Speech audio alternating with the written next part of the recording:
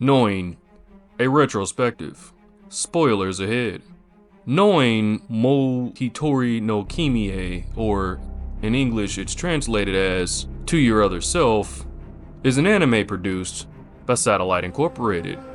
It originally aired in Japan in October 2005. However, it didn't air in the United States until June 2007 on the Sci-Fi Channel. I came across Noein in 2011 when it was streaming on Netflix, and I surely wasn't disappointed. It's one of those animes that I came back to from time to time because of its unique way of storytelling about parallel dimensions and the dynamics between the characters. Alright, so let's dive into Noein. The first episode starts with this weird looking dragon circle encircling an orange sky. There's people down below that appear to be looking for something.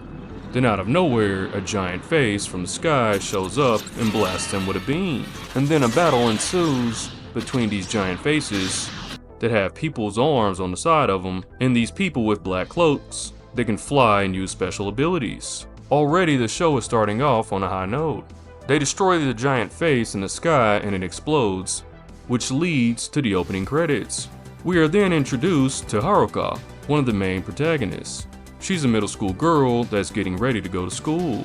She lives in a Japanese port city, Hakodate, and this is where most of the anime takes place. Once she's in school, we are introduced to her classmates and friends. One of her friends is Ai, the athletic friend. Then there's Mio, the quirky smart one. Then Isami, the outgoing kid, and Yu, one of the other main protagonists, who's constantly studying because his mom is forcing him to. While in class, the kids are talking about ghosts being spotted around town.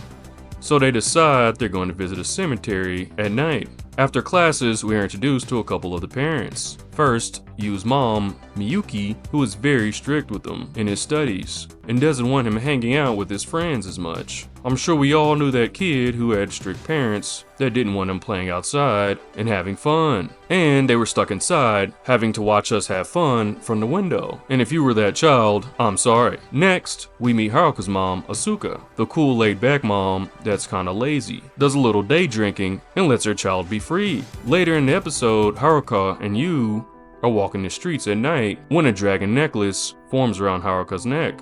Blue snow starts to fall, and time stops. Suddenly, one of the men in a black cloak appears and comes towards Haruka and calls her the Dragon Torque. Then he disappears.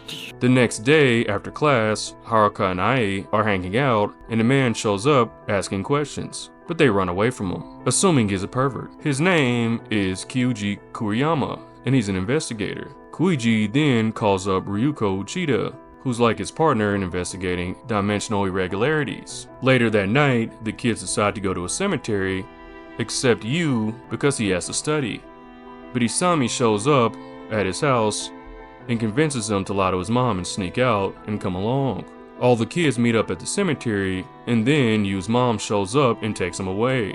The other kids stay, and eventually the man in the black cloak returns, and all the kids run away from him.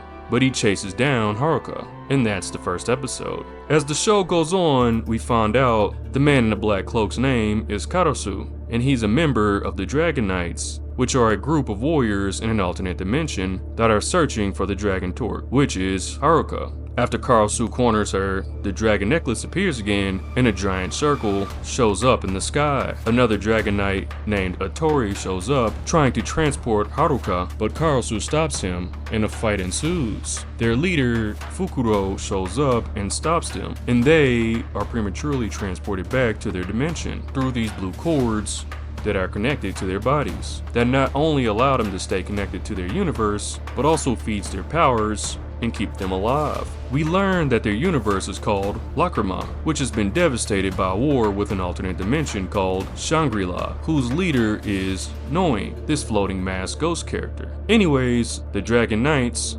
decide that they have to kill the Dragon Torque, which is Haruka, in order to save their dimension. However, Karasu is conflicted about it and decides to protect Haruka instead. Three members of the Dragon Knights, Atori, Tobi, and Isuka, decide to take matters into their own hands and go off on their own. they disconnect their cords to the dimension and set out to find Haruka. Karasu finds them and another battle ensues, and he kills Isuka. Tobi and Atori flee. Haruka is eventually kidnapped and teleported to Lacrima and sees how devastated the dimension is. She also found out this dimension is about 15 years into the future, and some of the people she meets are friends, but they're all grown up, like her friend Ai, who attends to her while she's being held captive. Eventually, Karasu brings Haruka back to her dimension, and also disconnects from Lacrima.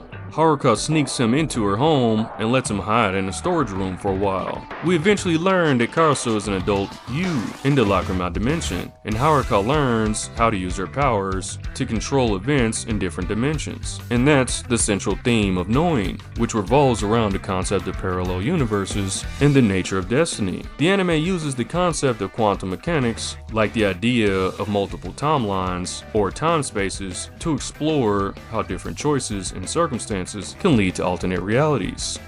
This theme is a critical part of the anime, influencing both the plot and the characters. The dynamic between characters grows throughout the series, to where each character's backstory is told, and we learn the motivations for their actions. Haruka and Yu highlights themes of young love and curiosity. Yu often feels helpless because he's too young and not strong enough to fight in a lot of the battles.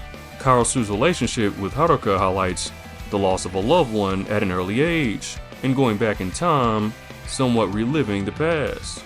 However, his relationship with Yu, his younger self, starts off in conflict with one another, as Karasu sees Yu as too young and naive, and Yu sees Karasu as old and calloused. However, they begin to work things out throughout the series. Atori's relationship with the other characters is often impulsive and aggressive and easy to set off, kind of like Vegeta from Dragon Ball Z. However, as the story progresses, he mellows out, and his backstory as an orphan of war is revealed. Also, there's an episode when Yu's mom gets day drunk with Haruka's mom, and she relives the loss of her sister at a young age, and that's why she's so tough on her son Yu.